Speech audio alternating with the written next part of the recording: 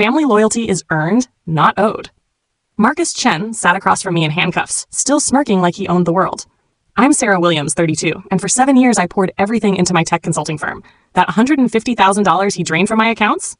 It was going to launch my AI startup. He thought family meant free money. He was dead wrong. What happened next proved that karma doesn't just exist. It has a computer science degree and zero tolerance for thieves. Growing up in Denver meant learning to survive winters early and work twice as hard for half as much. My parents, David and Maria Williams, owned a small auto repair shop in Aurora called Williams Automotive. The shop sat on the corner of Colfax and Peoria in a neighborhood that had seen better days but still maintained the kind of community spirit that made customers feel like family rather than just another invoice. Dad was a master mechanic who could diagnose engine problems by sound alone and fix anything with wheels, from vintage Mustangs to modern Teslas. He had hands that were permanently stained with motor oil and a mind that understood mechanical systems like poetry. Customers would drive across the city just to have Dad work on their cars because they knew he'd never recommend unnecessary repairs or charge for work that didn't need doing. Mom handled the business side with a combination of sharp mathematical skills and genuine warmth that made even the most difficult customers feel heard and valued. She could remember every customer's name, their car's maintenance history, and usually something personal about their family or job. The shop's waiting area was decorated with photos of customers' families, thank you cards from satisfied clients, and certificates of appreciation from local businesses who trusted Williams Automotive with their fleet vehicles. The shop barely scraped by most months, especially during Denver's harsh winters when people postponed non-essential maintenance and emergency repairs became the primary source of income. But Dad refused to compromise his principles for profit. "This business is our legacy, Mia," he'd tell me while teaching me to change oil and check brake pads at age 10. "Someday, it'll be yours and Emma's, and you'll understand that treating people right is worth more than any amount of money." While my younger sister Emma spent her high school years chasing popularity, parties, and the attention of boys who would break her heart by graduation, I spent weekends learning everything about running a family business. Inventory management, customer relations, basic accounting, even advanced mechanical work that most girls my age never got the chance to learn.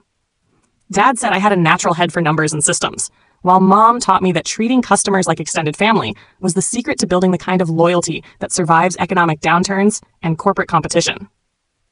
Emma was fundamentally different from me. Artistic, where I was analytical, free-spirited, where I was methodical, always dreaming about becoming an actress or model or Instagram influencer, rather than focusing on practical skills that could provide financial stability. She was genuinely beautiful, with Mom's lustrous dark hair and Dad's striking green eyes, plus a natural charisma that made people want to be around her. Teachers loved her charm and creativity, but she struggled with anything requiring sustained effort or attention to detail. While I maintained a 4.0 GPA through high school, taking advanced placement classes in mathematics, computer science, and business administration, Emma barely graduated with C's and D's, earned through last-minute cramming and her ability to charm teachers into accepting late assignments. She spent more time planning weekend parties than studying for exams, more energy on perfecting her makeup techniques than developing marketable skills.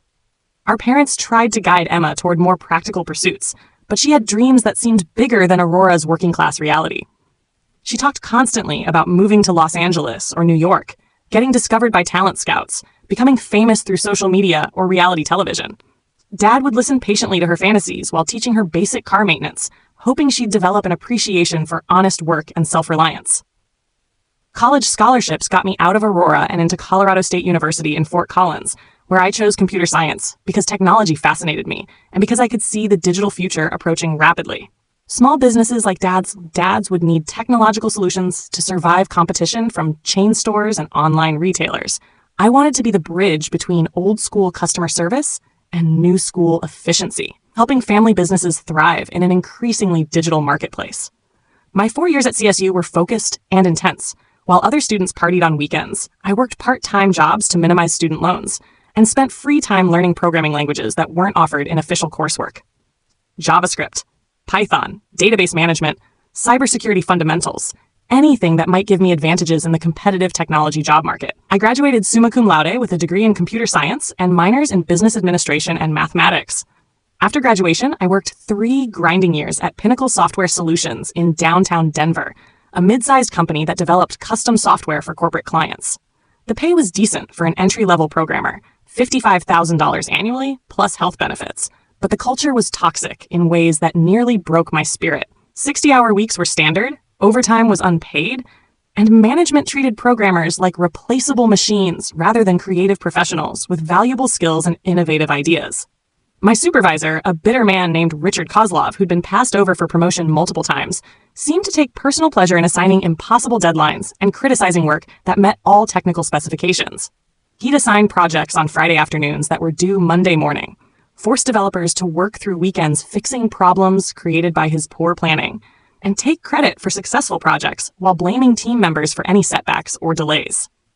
Despite the hostile work environment, I learned invaluable lessons about enterprise-level software development, client relations, project management, and the technological needs of businesses across various industries. I worked on systems for hospitals, law firms, manufacturing companies, retail chains, gaining insights into how different types of organizations use technology to solve operational challenges and serve customers more effectively.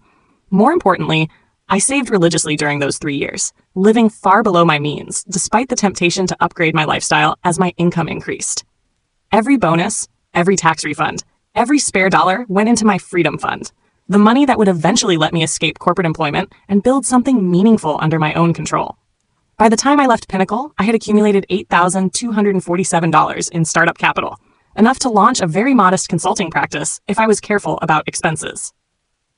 Williams Tech Solutions launched on January 15, 2018, with exactly that startup capital and a refurbished laptop I'd purchased from a pawn shop after researching its specifications extensively.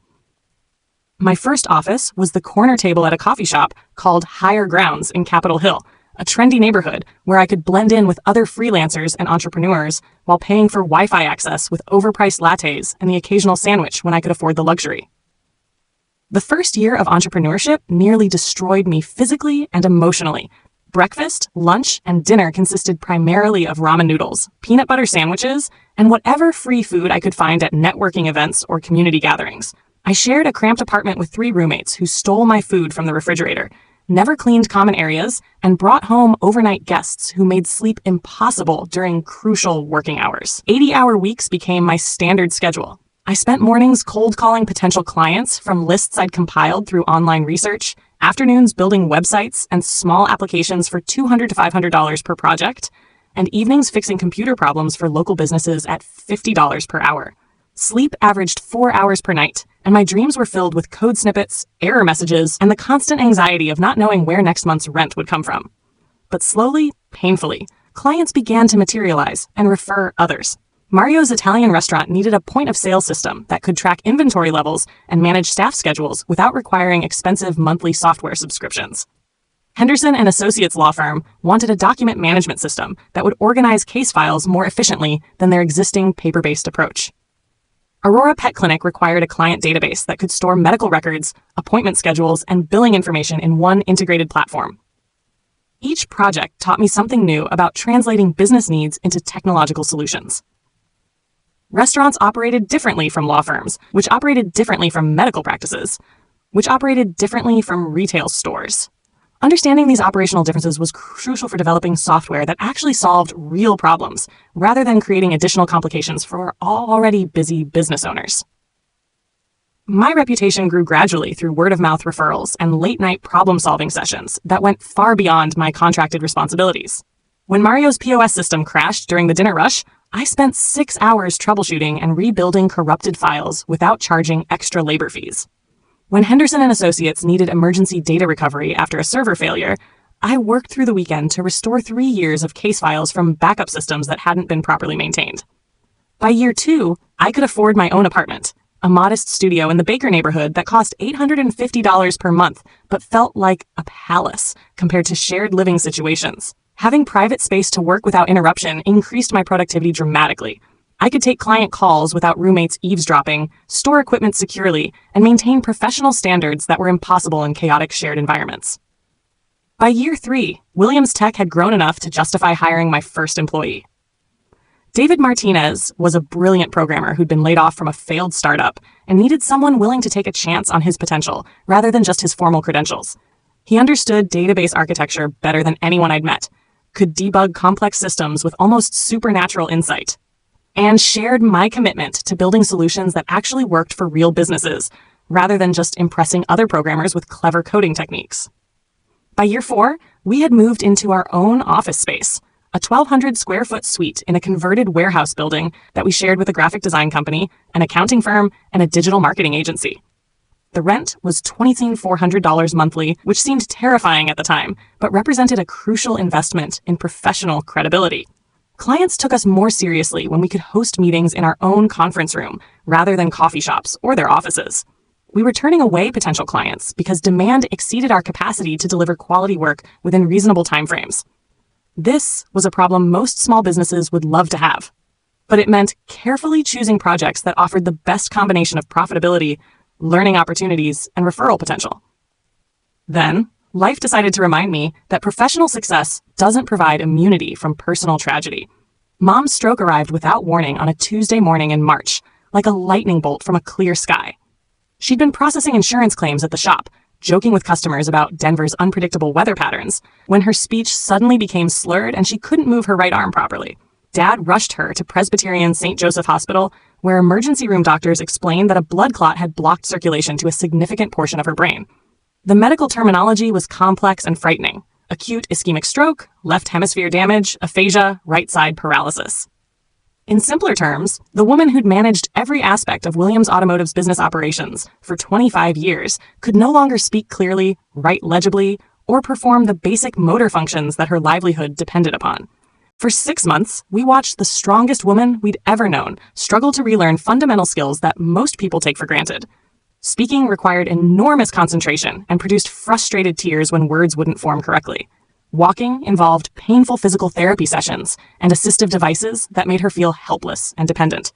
Even recognizing familiar faces became challenging on days when brain fog and exhaustion overwhelmed her cognitive capabilities. Dad aged 10 years during those 6 months, splitting his time between Mom's bedside at the rehabilitation hospital and trying to keep Williams Automotive operational with hired mechanics he couldn't really afford. The shop's revenue declined significantly because customers trusted Dad's expertise, but felt uncomfortable dealing with temporary employees who didn't understand their vehicles' histories or the personal relationships that had sustained the business for decades. Mom fought harder than anyone should have to fight, making incremental progress that gave us hope for meaningful recovery. She regained some speech capability, learned to walk short distances with assistance, and began recognizing family members consistently. There were good days when she seemed almost like her old self, cracking jokes and asking about business details, mixed with devastating setbacks when exhaustion or medical complications erased weeks of progress in a matter of hours. But her heart, weakened by months of stress and the physical demands of recovery, couldn't sustain the effort indefinitely. The second stroke, the one that took her away from us permanently, happened while she slept peacefully in the hospital bed that had become her world. Dad found out when doctors called at 3:47 a.m., and he woke me with a phone call that I'll remember for the rest of my life. Sarah? Mia? She's gone. Mom is gone. Dad lasted exactly 4 months and 11 days after Mom's funeral. Everyone said it was a massive heart attack, sudden and probably painless, but I knew the real cause. He died of a broken heart, pure and simple. 35 years of marriage, partnership, and shared dreams, and he simply couldn't figure out how to exist in a world without her presence, her laughter, her ability to make every challenge seem manageable. At 28 years old, I found myself an orphan with a struggling business, a sister who'd basically disappeared from our lives, and debts I'd never expected to inherit. Williams Automotive was underwater financially, more owed to creditors than the business was worth, equipment that needed expensive repairs, a customer base that was drifting toward competitors who could provide consistent service. The life insurance barely covered funeral expenses for both parents, leaving Emma and me with a house that was paid off, but carried property taxes we could barely afford. Emma's response to our parents' deaths was complete emotional collapse. She'd been drifting since high school, a semester at Community College of Denver, studying theater arts, then dropping out to work retail positions at various shopping malls, always one financial crisis away from calling me for rent money or grocery assistance. When Mom got sick, Emma moved back home to help with caregiving, but she couldn't handle watching our parents decline physically and mentally. She started drinking heavily during Mom's rehabilitation period, staying out all night at bars and clubs, bringing home random men who made Dad uncomfortable in his own house during the most stressful period of his life. When I tried to discuss her behavior, she became defensive and accusatory, claiming that I was judging her coping mechanisms, while I buried myself in work to avoid dealing with emotional pain. After the funerals, Emma disappeared entirely. She left a handwritten note saying she needed space to grieve properly. and moved in with some guy she'd met at a downtown bar called the Crimson Room. For 8 months, I had no idea if she was alive or dead. She didn't return phone calls, didn't respond to text messages, didn't contact mutual friends or extended family members who might provide information about her whereabouts or well-being. I dealt with grief the only way I knew how, by drowning myself in work until exhaustion made emotional pain manageable. Williams Tech became my entire existence. David and I pulled 100-hour weeks, accepting every contract we could handle and several we probably shouldn't have attempted. Coding became a form of meditation, problem-solving became therapy, and building technological solutions became my method of fighting back against a universe that seemed determined to tear down everything I cared about. The strategy worked better than I dared hope. Grief-fueled determination produced the most productive period in Williams Tech's history. We completed projects faster and more efficiently than ever before, developed innovative solutions that impressed clients, and generated significant referrals, and built a reputation for reliability that set us apart from competitors who overpromised and underdelivered.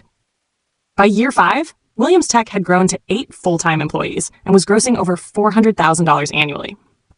We specialized in automation systems for small and medium businesses, the kind of companies that needed enterprise-level technological capabilities but couldn't afford enterprise-level prices. Restaurants, retail chains, medical offices, law firms, manufacturing companies, if they had data to manage and processes to streamline, we could develop solutions that saved them money while improving customer service.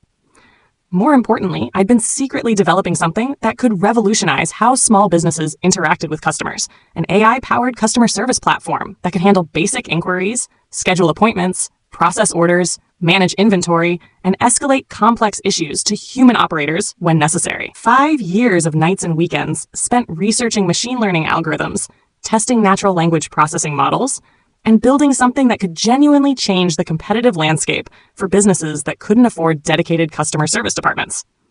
The platform was sophisticated enough to understand context, learn from interactions, and provide personalized responses that felt natural rather than robotic. It could integrate with existing business systems, adapt to different industries, and scale according to client needs without requiring expensive hardware upgrades or technical expertise from business owners. I'd invested over $50,000 in development costs and was prepared to invest another $100,000 in server infrastructure, marketing, patent applications, and legal fees for incorporating a separate division focused exclusively on AI solutions. The $150,000 sitting in my various business and personal accounts represented 7 years of careful saving, strategic investing, and sacrificing personal comfort for professional growth. This wasn't just my next business venture. It was my opportunity to build something that could genuinely transform how small businesses competed against corporate chains and online retailers. That's when Emma resurfaced from her 8-month disappearance with Marcus Chen, attached to her like a parasite feeding on her vulnerability and isolation. Marcus was everything that immediately triggered every protective instinct I developed through years of dealing with manipulative clients, dishonest vendors, and predatory competitors. Mid-30s, perfectly styled black hair that probably required daily professional maintenance, expensive clothes that screamed I'm successful without providing any evidence of legitimate income sources. He wore a gold Rolex that caught light at calculated angles, drove a leased BMW that was costing him more monthly than most people's rent, and spoke with the kind of smooth confidence that successful con artists use to disarm their targets. Emma brought him to meet me at a coffee shop in lower downtown, the same trendy neighborhood where I'd started Williams Tech 7 years earlier when I could barely afford their cheapest menu items. She looked superficially good, better than she had since before Mom's stroke. New clothes that actually fit properly, professional makeup that highlighted her natural beauty, a haircut that must have cost more than I spent on groceries in a typical month. But something fundamental was wrong beneath the surface improvements. Emma kept checking her phone constantly, glancing at Marcus before answering even simple questions about how she was doing, laughing at his jokes just a beat too late, like she was following a script rather than responding naturally. The spontaneous, opinionated sister I'd grown up with had been replaced by someone who seemed to need permission before expressing preferences about anything. Marcus claimed to run Chen Investment Consulting, which supposedly helped high-net-worth individuals diversify their portfolios through alternative investment strategies.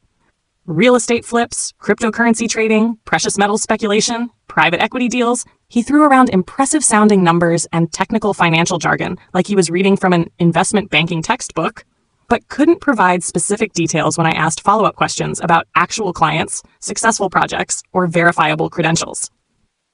"Your sister tells me you've built quite the impressive little technology company," he said, stirring sugar into his espresso with the deliberate precision of someone who'd practiced the gesture for maximum effect. "That's genuinely admirable. Most people don't have the discipline for entrepreneurship, especially in competitive fields like technology consulting." The condescension in his voice was barely concealed beneath a veneer of polite interest. Little technology company, like 7 years of my life, 8 dedicated employees, and hundreds of satisfied clients, was some kind of hobby project that I'd eventually outgrow when I discovered more serious pursuits. "We've been fortunate," I replied carefully, already sensing that this conversation was some kind of reconnaissance mission rather than genuine family bonding. "Steady growth, loyal clients, several exciting new projects in development." His eyes sharpened with predatory interest that made my skin crawl. "New projects? That sounds potentially lucrative. Anything you can share with family?" Emma jumped in before I could respond, her voice carrying a rehearsed quality that suggested they discussed this conversation beforehand. "Sarah's always working on something innovative. She's the genius in the family, always 3 steps ahead of everyone else." Marcus smiled, but the expression didn't reach his eyes or suggest genuine warmth. Intelligence is certainly valuable, but knowing how to leverage intellectual capital for maximum financial returns is everything. "Maybe we should discuss some investment opportunities sometime, Sarah. I could show you how successful people really maximize their portfolio growth." I politely declined and redirected the conversation towards safer topics, but I could feel him cataloging every detail about my business, my apparent success, my available resources, like a predator sizing up prey and calculating the most efficient attack strategy. They announced their engagement 3 months later, with Emma calling to share the news in a voice that sounded breathless with excitement about the ring, the romantic proposal at Denver's most expensive restaurant, the whirlwind romance that had allegedly swept her off her feet and given her life new purpose and direction. I tried to be happy for her, genuinely wanted to support her choices, but everything about the situation felt fundamentally wrong. The wedding planning process revealed more red flags than a communist parade. Marcus insisted on a venue in downtown Denver that cost more than most people earn in 6 months, claiming they needed to make a statement about their new life together and their commitment to excellence. Emma had originally wanted something simple and intimate, maybe a small ceremony at the family cabin with close relatives and a few friends, but somehow Marcus convinced her that modest celebrations would send the wrong message to his business associates and potential clients. During the reception, Marcus delivered a toast that managed to be simultaneously charming and deeply insulting. He made pointed comments about practical sisters and dreamers who actually make things happen in the world, not drawing artificial distinctions between people who built legitimate businesses and people who apparently just got lucky through circumstances beyond their control. The room laughed politely at his wit and charisma. I didn't find any of it funny. "Your little tech thing is quite cute," he told me during the reception, champagne making him bolder and more honest about his actual opinions. "But real wealth comes from leveraging other people's money effectively. Thus, maybe I could teach you about genuine investing sometime, show you how sophisticated people actually build substantial fortunes." I watched Emma shrink beside him, nodding along like she'd forgotten how to form independent opinions or express preferences that might contradict his worldview. She used to call me every week to share work gossip, dating disasters, random thoughts about life and family, and her dreams for the future. After Marcus entered her life, I was lucky to hear from her monthly, and even those conversations felt scripted and artificial, like she was reading from a list of approved topics that wouldn't trigger his displeasure. The changes in Emma were more troubling than Marcus's obvious arrogance and manipulative behavior. She'd always been independent, opinionated, willing to argue with anyone about anything from politics to pizza toppings. Now she deferred to him constantly, seeking his approval before expressing preferences about restaurants, movies, even which family members to invite for holiday celebrations. She stopped mentioning her old friends from high school and college, stopped talking enthusiastically about her job at a local art gallery, stopped sharing the small personal details that make someone feel real and present in your life. Months passed with minimal, meaningful contact. When I did see them together, usually at family gatherings organized by aunts and uncles who still believed in maintaining traditional connections, Emma smiled with her mouth, but never her eyes. She'd lost noticeable weight, developed nervous habits, like constantly checking her phone or fidgeting with her wedding ring, and spoke in a voice that sounded flattened and diminished, like someone had turned down the volume on her essential personality. I tried reaching out directly multiple times, inviting her to lunch or sisters' movie nights or simple conversations that might help me understand what was happening in her life. But she always had excuses that sounded reasonable but felt rehearsed. Marcus needed her to attend networking events with potential clients. They had couples dinners planned with his business associates. Her schedule was completely booked with his priorities, leaving no room for the relationships that had sustained her before he appeared and gradually took control of her social connections. Then came the family reunion that would change everything and reveal the true extent of Marcus's predatory planning.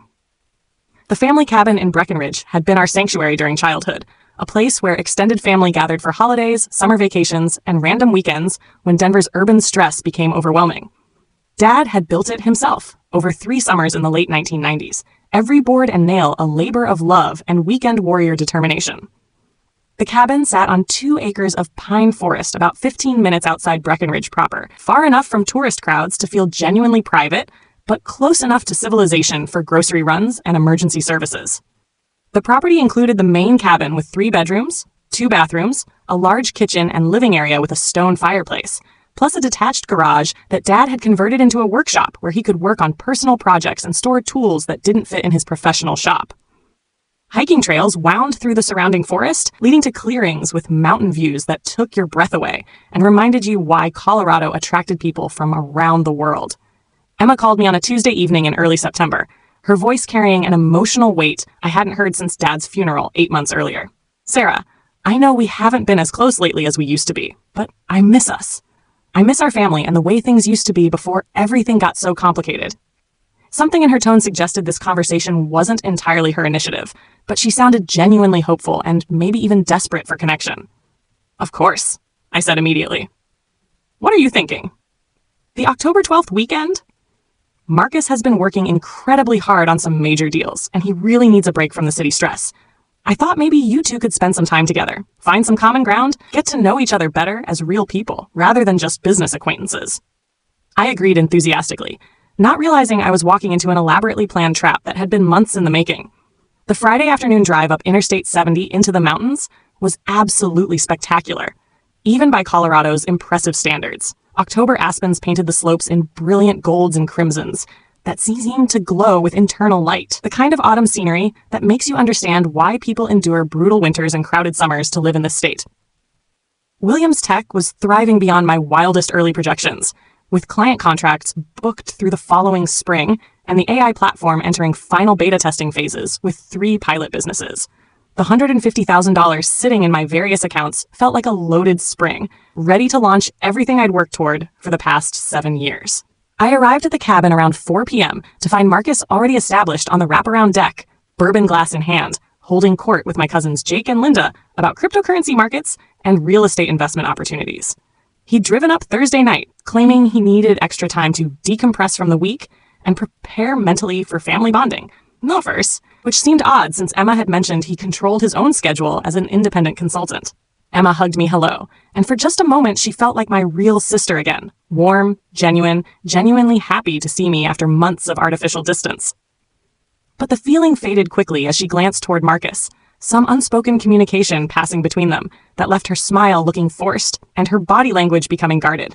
"The technology mogul finally arrives," Marcus announced, raising his bourbon glass in a mock toast that managed to sound both celebratory and subtly mocking. "Still playing with computers while the real money moves through international markets?" I forced a laugh, determined not to let him bait me into an argument that would ruin the weekend for everyone else. "Still helping real businesses solve real operational problems. Just closed a contract with a regional restaurant chain for automated ordering systems that'll save them over $200,000 annually in labor costs alone." His eyes sharpened with the predatory interest I'd learned to recognize and fear. "Restaurant chains? That sounds potentially very profitable. What kind of revenue are we talking about for a project like that?" Something in his tone and the specificity of his question made me deeply uncomfortable, but I couldn't pinpoint exactly why. "Enough to keep expanding the business and investing in new technology development," I said vaguely. "How about you? Emma mentioned you're doing well with your investment consulting practice." Marcus launched into a detailed monologue about cryptocurrency portfolios, international real estate markets, and precious metals speculation, throwing around impressive-sounding numbers and technical jargon that sounded authoritative but felt rehearsed. When Jake asked specific questions about which cryptocurrencies or which geographic markets, Marcus deflected with vague references to diversified strategies, proprietary research methodologies, and confidential client portfolios. That evening, we grilled steaks on the deck and played cards like we had during childhood visits, when the biggest concerns were who got the last piece of pie and whether we'd have enough daylight for one more hike. Emma seemed more relaxed, away from Denver's urban environment, laughing at Jake's terrible jokes and sharing memories from family camping trips when she and I were still close enough to finish each other's sentences. But I noticed she still checked Marcus's reaction before expressing opinions about anything, still deferred to his preferences about dinner timing, game selection, even which stories about our parents she felt comfortable sharing with the group. The sister who'd once argued passionately about everything from environmental policy to movie reviews had been replaced by someone who seemed to need permission before having preferences. Around 10:30 p.m., I excused myself to check some urgent work emails in my room. Williams Tech was handling a critical server migration for one of our biggest clients, a medical practice with over 15,000 patient records that needed to be transferred to a more secure hosting environment without any downtime or data loss. I needed to monitor the process remotely and coordinate with David via encrypted messaging systems. I set up my laptop on the small desk by the bedroom window, connected to the cabin's Wi-Fi network, and spent about an hour reviewing system logs, troubleshooting minor connectivity issues, and ensuring that all patient data was being transferred according to HIPAA compliance requirements. Everything was proceeding smoothly, so I prepared to shut down and join the others for whatever late-night conversation was happening on the deck. When I closed the laptop and prepared to put it away, something felt fundamentally wrong. My laptop bag sat exactly where I'd left it beside the bed, but the zipper pull faced the opposite direction from how I habitually position it. I'm methodical about these details, an occupational hazard of debugging complex systems all day, where tiny inconsistencies often reveal major problems that need immediate attention. I opened the laptop carefully and began checking for signs of unauthorized access. Browser history appeared clean at first glance, but when I logged into my email accounts, there was an alert that made my blood turn cold. New device attempted to access your Google Workspace account at 9:47 p.m. from IP address 192.168.1.1 cabin Wi-Fi network. I had been helping Emma and Linda prepare dessert in the kitchen at exactly that time, laughing about childhood memories while someone else was in my private room, using my personal laptop to attempt access to my most sensitive business and financial accounts. My hands shook as I immediately began changing every password I could think of. Banking accounts, email systems, business applications, cloud storage platforms, social media profiles, everything that contained personal or financial information. I enabled two-factor authentication on accounts that didn't already have it, set up real-time login alerts for unusual activity, and moved all my devices to a locked suitcase that would remain with me for the rest of the weekend. But I couldn't shake the terrible feeling that significant damage might already be done. Saturday morning arrived with crystalline mountain air and the smell of pine needles mixed with coffee brewing in the kitchen. I woke up early, around 5:45 a.m., planning to take a solo hike before everyone else stirred, and the day became filled with group activities and social obligations. Instead, my phone rang at exactly 6:23 a.m. with David's name on the caller ID. "Sarah, we have a serious problem." His voice carried a level of panic I'd never heard from him in 5 years of partnership. The vendor payment for the AI platform servers bounced about an hour ago. Amazon Web Services says insufficient funds, but that's completely impossible. You showed me the account balance yesterday afternoon, $150,000 across multiple accounts. My blood pressure spiked instantly, and I could feel my heart racing in a way that suggested genuine medical crisis. "What do you mean, insufficient funds? Please run that by me again, very slowly." The payment to Amazon Web Services for our dedicated server cluster, $8,500 monthly fee for the computing power we need to run the AI platform development environment. It bounced this morning around 5:30, and they're threatening to shut down our entire development infrastructure unless we can provide alternate payment within 24 hours. With hands that were visibly shaking, I opened my banking app on my phone. The login process seemed to take forever, each security question and verification step stretching into eternity, while worst-case scenarios raced through my mind. Finally, after what felt like hours but was probably only 90 seconds, the account summary loaded. Business checking account, $0. Personal savings account, $0. Investment account, $0. Emergency fund account, every penny, gone. 7 years of careful saving, strategic investing, and sacrificing personal comfort for business growth. Vanished overnight like it had never existed in the first place. I scrolled through the transaction history with growing horror that felt like physical illness.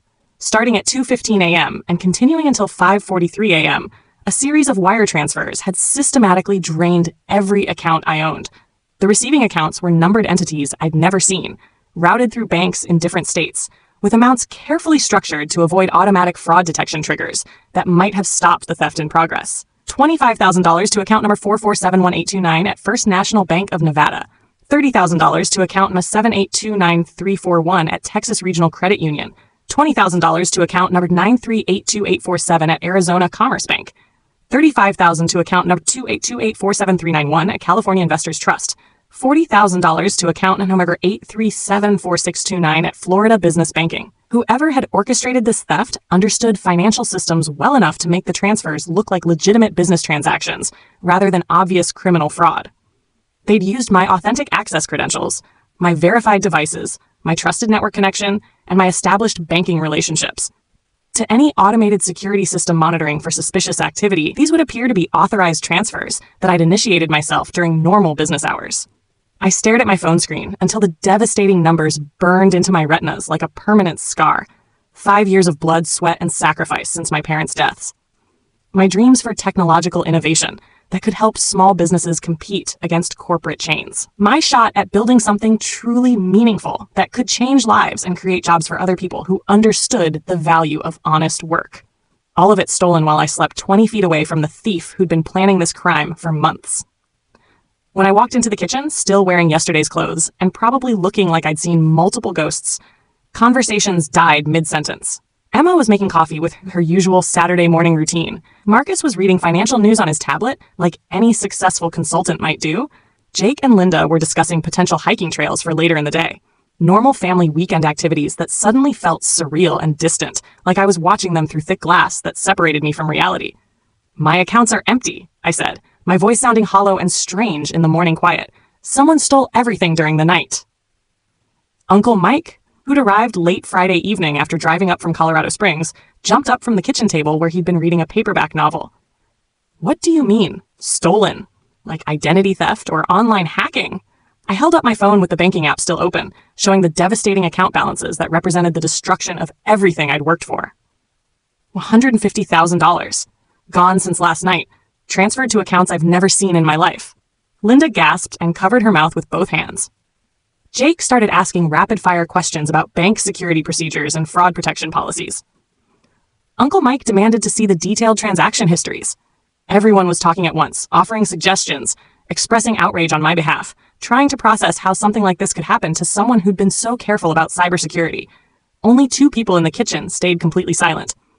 Emma, who was staring into her coffee mug like it contained the secrets of the universe, and Marcus, who continued reading his tablet with focused intensity that seemed forced and artificial given the crisis unfolding around him.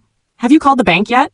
Linda asked, her voice full of genuine concern and motherly protectiveness. I nodded and put my phone on speaker for the fraud department callback I'd requested while getting dressed. The representative was professional, but clinical, like she dealt with financial devastation every single day and had learned to maintain emotional distance from her clients' suffering. "Yes, Miss Williams. I see the transfers you're referring to in our system. Multiple wire transfers were initiated starting at 2:15 a.m. Mountain Time from a recognized device on your registered home network. All security credentials were entered correctly, including your password, security questions, and 2-factor authentication codes." A recognized device. My laptop. From the cabin's Wi-Fi network that I'd foolishly trusted because it was family property. The words hit like repeated physical blows to my chest and stomach. This wasn't some sophisticated international hacker operating from Eastern Europe or some random criminal who'd somehow obtained my information through a data breach at a retailer or credit reporting agency. Someone in this house had planned this crime meticulously, waited for the perfect opportunity when I'd be relaxed and trusting, and systematically executed the theft using my own tools and access credentials. Someone who'd had physical access to my devices and knew enough about my business to understand exactly how much money I had and where it was stored. Someone who possessed enough technical knowledge to navigate banking security systems without triggering automatic fraud alerts that might have stopped the theft before completion. My eyes found Marcus across the kitchen. His face displayed what looked like appropriate concern and confusion, but I caught something flickering underneath the surface, a micro-expression of satisfaction that he quickly suppressed when he realized I was watching him. "Marcus," I said, my voice steady despite the rage and horror building in my chest. "You were asking very detailed questions about my business yesterday. You seem to know quite a lot about moving money through different banks and investment vehicles." Emma's head snapped up like she'd been physically slapped. "Sarah, You can't seriously think. Show me your bank statements, I interrupted, staring directly at Marcus with every ounce of intensity I could muster. If you're as financially successful with investments as you claim, prove it. Show me the accounts that justify your expensive lifestyle. His jaw tightened almost imperceptibly. The mask of concerned family member slipped for just a moment, revealing something calculating and predatory underneath. I don't have to prove anything to anyone, he said, setting down his tablet with deliberate precision. These accusations are completely inappropriate and frankly insulting. Innocent people want to help catch the thief, I shot back, my voice growing stronger as shock wore off and determination took its place. Guilty people lawyer up and refuse to cooperate with investigations. Uncle Mike stepped closer to the confrontation, sensing the emotional temperature rising toward dangerous levels. What exactly are you suggesting, Sarah? Marcus straightened to his full height, dropping the concerned brother-in-law act entirely. Maybe your business partner got greedy and siphoned off funds for personal use. Maybe you made some bad investments and don't want to admit failure to your family. Then explain why someone used my laptop from this cabin's Wi-Fi network to drain my accounts while I was sleeping upstairs, I said, pulling up the security logs on my phone. Explain why my devices were accessed at the exact times these transfers occurred. The room temperature seemed to drop 10 degrees. Emma's face went completely white. Marcus's carefully constructed mask finally slipped entirely, revealing something cold and calculating that had been hiding behind his charming exterior for months. We needed it more than you, he said quietly, his voice carrying a matter-of-fact tone that was somehow more chilling than if he'd screamed. You'll make more money eventually. Emma and we've got debts and obligations you can't begin to imagine. The kitchen erupted into complete chaos. Uncle Mike started shouting about calling the police immediately. Linda was crying and asking Emma how she could let this happen. Jake was demanding to know what kind of debts could possibly justify stealing from family. I didn't scream or cry or collapse. The shock had burned away entirely, leaving behind a cold clarity that felt almost supernatural. I reached for my phone with perfectly steady hands. Then you won't mind what's coming next, I said, already opening my contacts to find the Colorado State Police number. Marcus lunged toward me across the kitchen, his composure finally cracking completely. You're not calling anyone, you vindictive bitch! Uncle Mike caught his arm before he could reach me, his grip firm despite being in his 60s. Back off, now! Jake moved to flank Marcus from the other side, and suddenly the kitchen felt like a battlefield with clear sides drawn. Emma sat frozen at the table, staring at her hands like she was trying to disappear entirely. Emma, I said gently, trying to reach whatever was left of my real sister underneath the frightened woman Marcus had created. What did he tell you? What kind of debts is he talking about? She opened her mouth to respond, but Marcus cut her off with venom that made everyone in the room flinch. Shut up, Emma! Don't say another word. But Emma found her voice for the first time in months, speaking in a whisper that gradually gained strength. Gambling debts, she said, tears starting to flow. He owes money to people who said they'd hurt me if he didn't pay. But I didn't know he was going to steal from you, Sarah. I swear I didn't know. Marcus whirled on her with pure rage. You stupid little bitch! I told you to keep your mouth shut! That's when Uncle Mike released Marcus's arm and stepped back, his face hard with disgust. Make your phone call, Sarah. This piece of garbage just threatened my niece in front of witnesses. I was already dialing, my finger steady despite everything falling apart around me. Colorado State Police? I need to report a theft and fraud case. Someone stole $150,000 from my bank accounts using my personal devices. The state police arrived faster than I dared hope, exactly 37 minutes from my initial call to the sound of multiple vehicles pulling into the cabin's gravel driveway. Those 37 minutes felt like the longest of my life, filled with Marcus alternating between desperate explanations about why the theft was somehow justified and barely veiled threats about what would happen if I followed through with criminal charges. Emma sat crying quietly at the kitchen table, finally beginning to process the extent of Marcus's manipulation and the criminal acts he'd committed, using her as emotional leverage. The rest of the family tried to support her while keeping Marcus under observation, making sure he didn't attempt to flee or destroy evidence before law enforcement arrived. Detective Maria Rodriguez was thorough and professional, a woman in her 40s who'd clearly seen every type of family drama and financial crime imaginable. She separated us into different rooms, taking individual statements before focusing on the technological evidence I'd been collecting since the previous evening. Miss Williams, we'll need all your device records, bank communications, security software logs, and any other documentation you might have, she said, setting up a small recording device on the coffee table in the living room. This was where my paranoia about cybersecurity finally justified itself completely. After a major client had suffered a devastating hack the previous year, losing 3 months of customer data and nearly going out of business, I'd installed comprehensive security software on all my personal and business devices. Motion-activated cameras, keystroke logging, device access monitoring, audio recording capabilities, GPS tracking, everything I'd need to prove unauthorized access and document criminal activity. "Here," I said, handing over my security tablet with hands that were finally starting to shake from delayed shock and adrenaline. Complete photographic evidence of Marcus using my laptop without permission. Keystroke logs showing him accessing my banking credentials, audio recordings of him discussing needing money while he worked, GPS data showing his phone's location in my room during the exact times the transfers occurred. Detective Rodriguez scrolled through the evidence with professional detachment, but I could see her eyebrows rising as the scope and quality of documentation became clear. "This is remarkably comprehensive," she said. "Most people don't have this level of security monitoring on personal devices." "I learned from other people's mistakes," I replied. "A client got hacked last year and lost everything because they couldn't prove the intrusion or identify the perpetrator. I decided that would never happen to me." Marcus's face went completely ashen as he realized the depth and quality of evidence against him.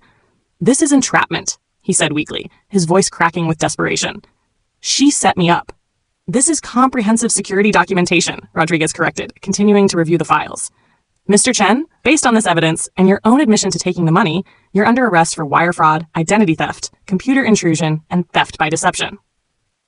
As the officers cuffed him and read his rights, Marcus looked at Emma with pure venom that made everyone in the room step back instinctively. "You think you can survive without me?" he snarled, his civilized mask completely gone and revealing the predator underneath. "You're pathetic, Emma. You've always been pathetic. You'll come crawling back within a month, begging me to take you back."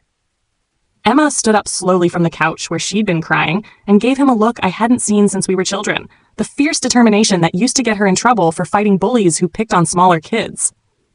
"I survived childhood without you," she said, her voice gaining strength with each word. "I survived losing my parents without you. I survived building a life before I met you. I'll survive this too, and I'll be stronger than I ever was with you controlling every aspect of my existence." Marcus laughed bitterly as the officers led him toward the cabin door. "Good luck paying rent when you're broke and unemployed, sweetheart. Good luck finding anyone who will put up with your emotional baggage and neediness." "She won't be broke," I said quietly, speaking to Emma, but making sure Marcus could hear every word. "She's got family who actually care about her well-being. Real family who protect each other instead of exploiting vulnerabilities." As the police cars disappeared down the mountain road with Marcus in custody, the cabin felt like a completely different place. The oppressive atmosphere that had been choking Emma for months was finally lifting, and I could see glimpses of my real sister emerging from the frightened, controlled shell Marcus had systematically created through months of psychological manipulation and financial abuse. 3 months later, I stood in the server room of Williams Tech Solutions, watching our AI platform handle its first 1,000 concurrent users while monitoring system performance in real time. The bank had recovered 94% of the stolen funds within 6 weeks through cooperation with federal agencies that specialized in financial crimes. And business insurance had covered the remaining shortfall plus associated costs. But money was never the real victory in this situation. The fraud investigation had revealed that Marcus was a career criminal with a sophisticated understanding of financial systems and psychological manipulation techniques. He targeted Emma specifically because family members of successful entrepreneurs often had access to financial information and personal details that made theft easier to execute. He'd been gathering intelligence about my business, my resources, and my security practices for months before executing the theft.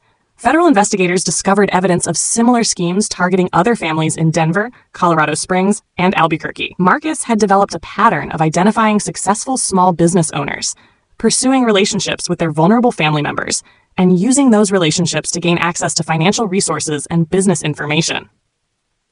Marcus pled guilty to multiple federal charges to avoid a trial that would have exposed the full scope of his criminal network and resulted in much harsher sentences. He received 4 years in federal prison, restitution orders that would follow him for decades, and a criminal record that would make future financial fraud much more difficult to execute successfully. The divorce proceedings were completed 2 months after his sentencing, with Emma receiving no alimony, but also accepting no responsibility for his gambling debts or legal obligations, a trade she accepted gratefully since it allowed her to start rebuilding her life without carrying forward any connections to his criminal activities. Emma moved back to Denver and into a small but comfortable apartment just 3 blocks from Williams Tech's office building. She enrolled in a business management program at Metropolitan State University, focusing on entrepreneurship and small business development with particular interest in technology applications. She was also working part-time at Williams Tech, learning the technical and operational sides of running a successful consulting company while rebuilding her confidence and independence. The transformation in Emma was remarkable to witness on a daily basis. The shadows under her eyes were fading gradually as she slept better and worried less about controlling her behavior to avoid triggering someone else's anger. She laughed again. Really laughed, not the nervous fake laughs she'd produced around Marcus when she was trying to keep him happy. She started expressing strong opinions about everything from restaurant choices to political candidates, thus rediscovering her own voice and preferences after months of suppression and manipulation. Most importantly, she was developing her own professional goals and creative projects rather than simply supporting someone else's ambitions. Her final project for business school involved designing a comprehensive support network app for people escaping financial abuse, combining her psychology coursework with basic programming skills I'd been teaching her during evenings and weekends.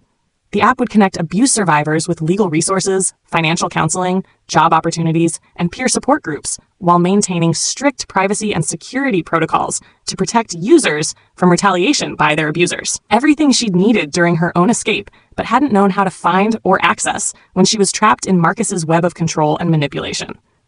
Last week, she told me something while we were testing new features on the AI platform that made me realize how much genuine healing had occurred. You were brave enough to protect what you built, Sarah. Now I want to be brave enough to build something entirely new that can help other people escape situations like mine. And she was doing exactly that with determination and creativity that reminded me of the sister I'd grown up with before Marcus entered our lives and temporarily destroyed her confidence. The family cabin had undergone complete renovation during the spring months, with Emma taking the lead on design decisions and project management as part of her healing process. We'd spent Memorial Day weekend there with the entire extended family, uncles, aunts, cousins, even some close family friends who'd supported us through the crisis. No toxic partners, no hidden agendas, no walking on eggshells around anyone's fragile ego or potential for explosive anger. We'd established new family rules during that weekend gathering. Radical honesty about problems before they became serious crises, zero tolerance for anyone who tried to manipulate or control family members, and regular family meetings to address concerns before they festered into resentment or created opportunities for predators to exploit family divisions. Most importantly, we'd agreed that real family protects each other's dreams and ambitions, rather than attempting to tear them down out of jealousy, greed, or the need to control other people's success for personal benefit. The AI platform was exceeding every projection I'd made during the development process. 3 months after launch, we had 47 active clients using the system to handle customer service inquiries, appointment scheduling, inventory management, and basic sales support functions. The technology was saving small businesses thousands of dollars monthly in labor costs, while improving customer satisfaction ratings across the board, and allowing business owners to focus on growth rather than repetitive administrative tasks. Emma had been promoted from part-time assistant to junior project manager with equity in the AI division that would make her financially independent within 2 years of continued development and market expansion. She was contributing innovative ideas for new features, managing client relationships with impressive natural skill, and learning advanced programming concepts that would eventually allow her to build her support network app from the ground up without relying on expensive contractors or development firms. Update. 6 months later, the AI platform just got acquired by a major technology company for $2.3 million after a competitive bidding process that lasted 3 months.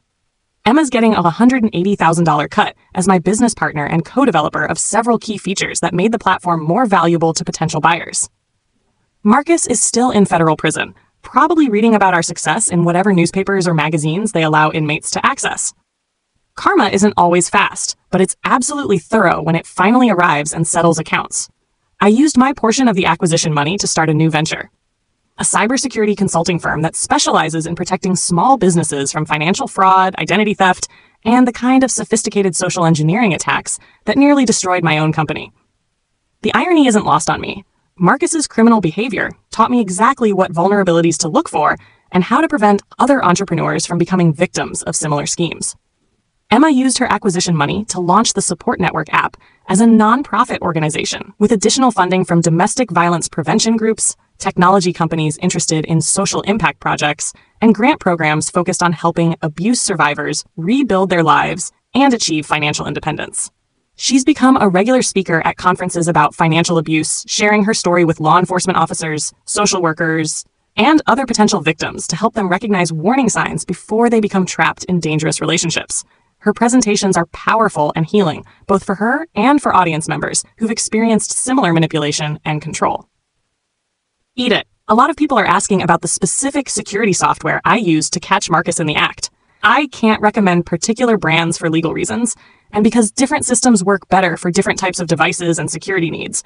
But any comprehensive endpoint protection system with activity logging, motion detection, and keystroke recording will provide similar capabilities for documenting unauthorized access.